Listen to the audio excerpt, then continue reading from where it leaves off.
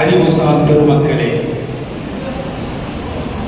இந்த மாமன்றத்திலே முன்னிலை வைத்துக் கொண்டிருக்கின்ற சீரோடும் சிறப்போடும் தன்னுடைய அரும்பெரும் கருத்துக்களை வாரி வழங்கிவிட்டு சென்றிருக்கின்ற பெருமக்களையும், மேடையிலே அமர்ந்திருக்கின்ற சான்றோர் பெருமக்களையும் உங்களையும்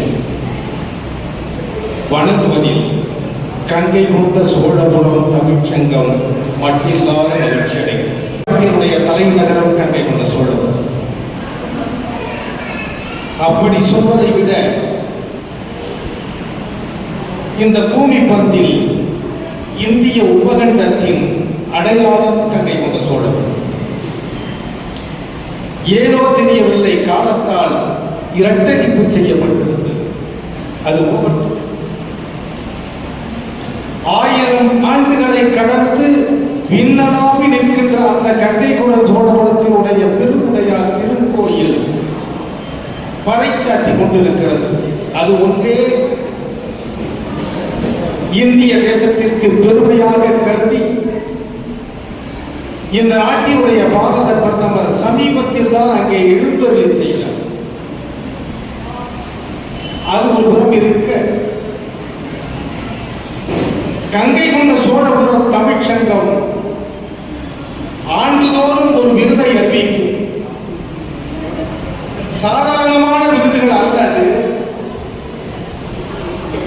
கவி சக்கரவர்த்தி கம்பன் சொல்வது போல் தேர விளைந்த கனிகளை பார்த்துதான் பறவை கூட்டம் கொய்து செல்லும். மானுட பிறப்பின் மிக உயரிய நுட்பமான வள்ளுவர் சொன்னது போல், அறத்திலே சொன்னது போல், கடவுள் வாழ்த்து வான் சிறப்பு நீத்தார் பெருமை அரண் வலியுறுத்தல் இல்வாழ்க்கை வாழ்க்கை துணை நலம் மக்கள் பேரு அன்புடைமை விருந்தோம்பல் இனியவை கூறல் செய்நன்றி அறிதல் நடுவு நிலைமை அடக்க முடமை ஒழுக்க முடமை பிறவி விளையாமை பொறை உடைமை அழுக்காராமை வெக்காமை பயனில சொல்லாமை தீவினை எச்சம் ஒப்புரவு அறிதல் ஈகை புகழ் அருளுடைமை புலால் மறுத்தல் தவம் கூடா ஒழுக்கம் கல்லாமை வாய்மை வெகுளாமை இன்னா செய்யாமை கொள்ளாமை நிலையாமை துறவு மெய் உணர்தல் அவ அறுத்தல் ஊழ்.